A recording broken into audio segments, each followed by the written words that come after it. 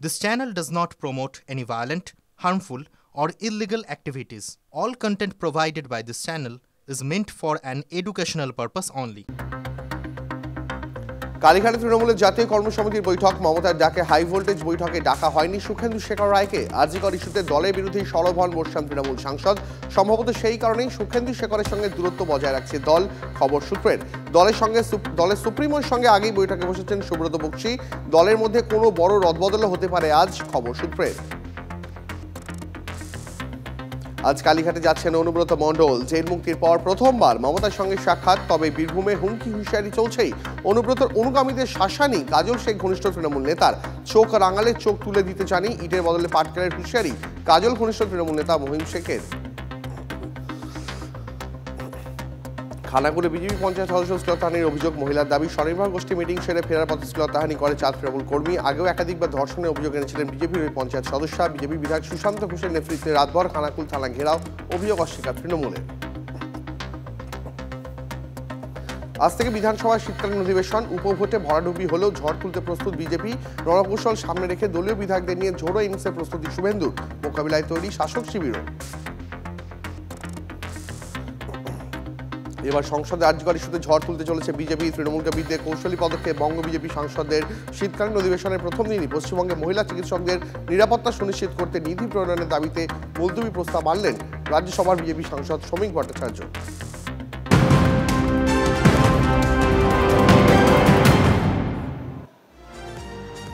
আর শুরুতেই যে খবরে নজর রাখবো, টাস্ক ফোর্সের লাগাতার অভিযানও কমেনি দাম।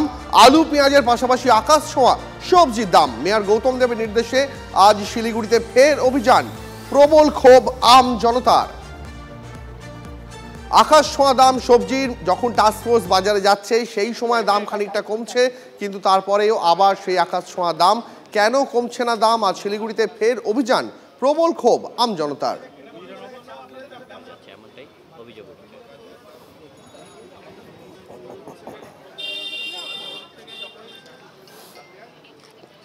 টাস্ক ফোর্সের অভিযানেও দাম কমছে না। আলু পেঁয়াজের পাশাপাশি আকাশ ছোঁয়া সবজির দাম। মেয়র গৌতম দেবের নির্দেশে আজ শিলিগুড়িতে ফের অভিযান। প্রবল ক্ষোভ আম জনতার। এই মুহূর্তে শিলিগুড়ি থেকে রয়েছেন আমাদের সহকর্মী প্রসেনজিৎ চৌধুরী। প্রসেনজিৎ, লাগাতার টাস্ক ফোর্সের অভিযান, তা সত্ত্বেও দাম কমছে না কেন? সমস্যাটা কোথায়?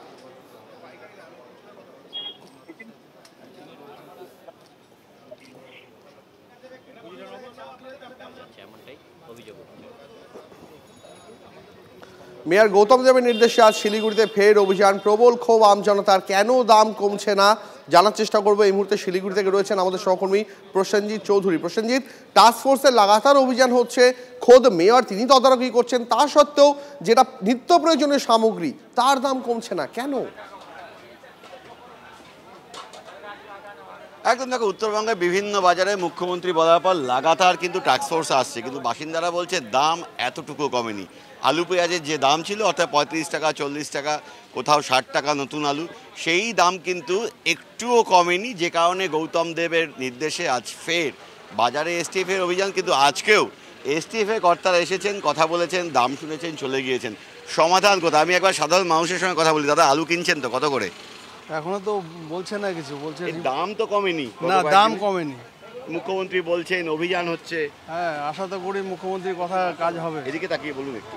তো হ্যাঁ, মুখ্যমন্ত্রীর কথা দামে কিনতে হচ্ছে, বেশি দামেই কিনতে হচ্ছে, উপায় নেই, কি করব। আমরা তো 2 কেজি 1 কেজি। প্রসেনজিৎ, একবার শিলিগুড়ির বাজারে আলুর দামটা একবার জানার চেষ্টা করবে, কত দামে বিক্রি হচ্ছে বলছেন, কিন্তু সাধারণ যারা দোকানদার এরাও তো বলছে। একদম, আমি যারা বিক্রি করছেন, দাদা এই কোন আলুটা কত দাম? লাল আলু 40 টাকা করে আছে, বর্তমান 35 টাকা, ভুটান 45, নতুন 50। এই দাম যে সরকার বলছে 32 টাকায় বেঁধে দিতে, কেন বাধা যাচ্ছে না? কিভাবে পারা যাবে সে বলেন? 27 টাকা আলু কিনে ভ্যাং লেবার খরচা আছে, ভ্যাং খরচা আছে, তারপরে খারাপ বাড়ায়। কাস্টমার যদি বাছে না নেয় তো 27 কি 30 বেজে, 32 না 30 বেজে যাবে।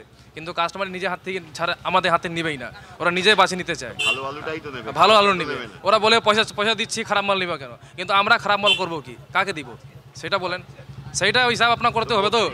32 টাকা কীভাবে পোষাবে আপনার বলেন? 27 টাকা মাল কিনে 1 টাকা ক্যারিং খরচা পড়লো, কাঠ ফাট নিয়ে 1 টাকা 2 টাকা 29 পড়ে গেল। নতুন পেঁয়াজ 50 টাকা কেজি। একটা পেঁয়াজ বস্তা ঢালে দেখবেন আপনার 4 কেজি 5 কেজি দাগি বেরাবে। সেই দাগিটা হিসাব করতে হবে মধ্যে আমাকে। হ্যাঁ, কাঠ ফাট আলু কাকে দিব? ওই কাঠ ফাট যাকে দিবেন 10 টাকা কেজি উপরে দিবে না। আমার যদি 27 টাকা কিনা 10 টাকা বেচি তার পয়সা কীভাবে মেনটেন হবে সেটা করতে হবে আমাকে, না করলে কী হবে? 30-32 আসবে না, সে কীভাবে আসবে? শর্ত বলে গেল, কিন্তু আমরা পারবো কীভাবে সেই চিন্তা করতেছি। ওরা তো বলে গেল, পুলিশ এসটিএফ তো বলে হ্যাঁ বলে গেছে কি 32 বেচো, তো 32 কীভাবে বেচে যাবে সে আপনি হিসাব করেন। এক ধারে কেউ নিতে চায় না। আপনি যদি আলু কিনতে আসবেন, ঠিক আছে, তো শুনতেই পাচ্ছ যারা বিক্রি না, করছেন তার মানে তারা প্রসেনজিৎ বলছেন একটা STF অদ্ভুত কথা অচল বলছেন, অবস্থা, মানে টাস্ক ফোর্স তারা একটা দাম বেঁধে দিচ্ছে, অথচ যারা বিক্রেতা তারা বলছেন এই দামে বিক্রি করা সম্ভব নয়। এই দুপক্ষের মাঝখানে পড়ে সব থেকে বেশি নাজেহাল হতে হচ্ছে সাধারণ মানুষকে। একদম নিঃসন্দেহে সাধারণ মানুষ কার্যত লেজে গোবরে অবস্থা। টাস্কফোর্সের কর্তারা আসছেন, আলুর দাম সেই মুহূর্তে কমে যাচ্ছে, টাস্কফোর্সের কর্তারা চলে যাচ্ছেন, আলুর দাম আবার ঊর্ধ্বমুখী। শুনলেই বিক্রেতারা বলছেন যে 30 টাকা বা 32 টাকায় আলু বিক্রি করা সম্ভবপর নয়। যদিও তারা 27 টাকা করে আলু কিনছেন, তার কারণ ওই নষ্ট আলু বা কিছুটা ক্ষতিগ্রস্ত আলু সেই আলুগুলো ক্রেতারা কিনছেন না, ফলে সেই আলুগুলো ঝাড়াই পোছাই করে বেশ প্রসেনজিৎ, অনেক ধন্যবাদ তোমাকে। নজর রাখো পরিস্থিতির উপরে। খোদ মুখ্যমন্ত্রী মমতা বন্দ্যোপাধ্যায় তিনি আলুর দাম কমানোর নির্দেশ দিয়েছেন, কিন্তু আগামী বছর কি হবে? একে সারের কালোবাজারি, তার সঙ্গে চড়া দামে বিক্রি হচ্ছে আলুর বীজ, জোড়া ফলায় নাজেহাল আলু চাষিরা। ফলন কম হওয়ার আশঙ্কা, আর এর জেরে আগামী বছরও চড়া দামেই আলু খেতে হবে, এমনটাই দাবি করছেন কৃষকদের একাংশ। একদিকে আলুর দামের জেরবার মধ্যবিত্ত, অন্যদিকে দুর্যোগে দেরির পর এবার বীজের অগ্নিমূল্যে নাজেহাল আলু চাষি। দোষক সারের কালোবাজারি। হুগলির আলু চাষিদের দাবি, গত বছর জ্যোতি আলুর বীজের 50 কেজি বস্তার দাম যেখানে 1800 টাকা ছিল, এবার তা বিকোচ্ছে 3000 টাকায়, অর্থাৎ বস্তা পিছু 1200 টাকা বেশি।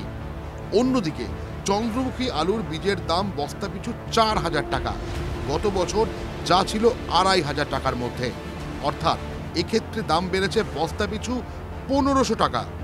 বছর 5 আগে রাজ্যে বীজ আলু তৈরির প্রস্তুতি নিয়েছিল রাজ্য সরকার।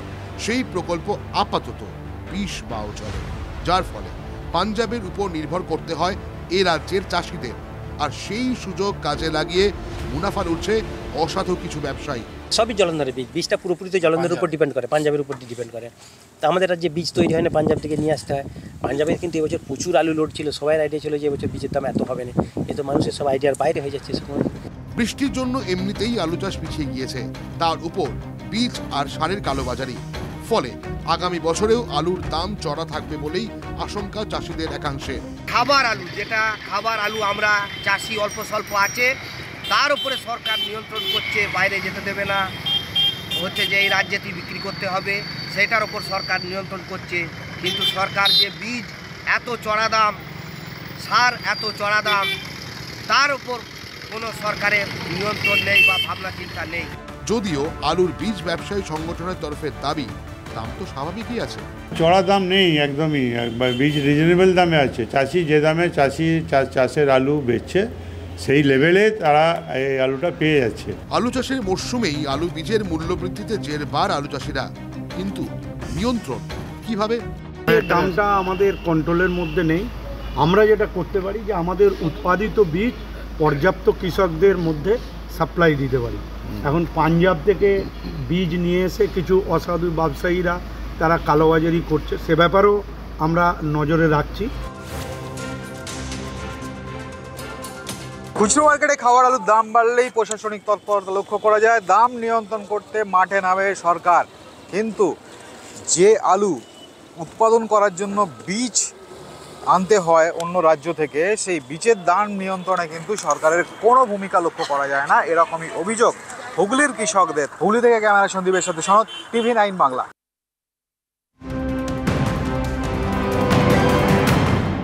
এবার নজর রাখবো লোকসভা দিকে। লোকসভার পর শুরুতেই মুলতুবি হয়ে গেল রাজ্যসভার অধিবেশনও, বেলা 11:15 পর্যন্ত মুলতুবি হয়ে গেল অধিবেশন।